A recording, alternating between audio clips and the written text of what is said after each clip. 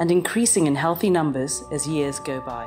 4 দশক আগে যেখানে ছিল কেবল নীরবতা আর হারিয়ে যাওয়া প্রজাতির স্মৃতি, সেখানেই আজ দৌড়ঝাঁপ করছে গন্ডার।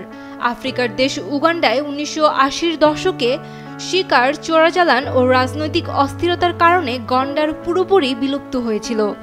কিন্তু এক খামারির উদ্যোগে ফিরে এলো পুরনো বাসিন্দারা। উগান্ডার মধ্যাঞ্চলের জিওয়া রেঞ্জ, 70 বর্গ কিলোমিটার জুড়ে বিস্তৃত এই খামার একসময় ছিল 7000 গরুর আবাস। এখন সেখানে রাজত্ব করছে প্রায় অর্ধশত গন্ডার। একমাত্র স্মার্ট সিটি বসুন্ধরা, আধুনিকতায় এক ধাপ এগিয়ে।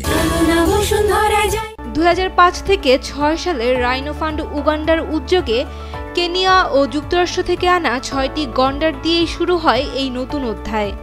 বংশবৃদ্ধির মাধ্যমে এখন সেই সংখ্যা দাঁড়িয়েছে 48-এ। কেবল গত 3 মাসেই জন্ম নিয়েছে 5টি শাবক। খামার জুড়ে নিচ্ছিদ্র নিরাপত্তা ও রেঞ্জারদের সার্বক্ষণিক নজরদারিতে গড়ে উঠেছে গন্ডারের অভয়ারণ্য।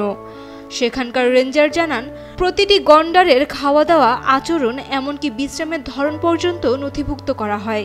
এতে গন্ডারদের সঙ্গে পরিবারের মতো সম্পর্ক গড়ে উঠেছে। গন্ডারের পাশাপাশি এখানে রয়েছে চিতাবাঘ, জিরাফ, জেব্রা, আরও 300 প্রজাতিরও বেশি পাখি। ফলে জিওয়া রেঞ্জ হয়ে উঠেছে পর্যটকদেরও আকর্ষণ কেন্দ্র। এখানের পর্যটকদের থেকে পাওয়া অর্থ ব্যয় করা হয় প্রাণী সংরক্ষণে।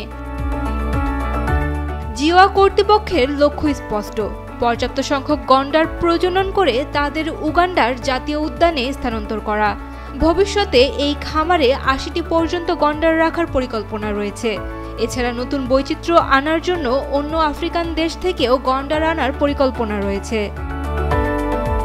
Saima Akter, Daily Sun.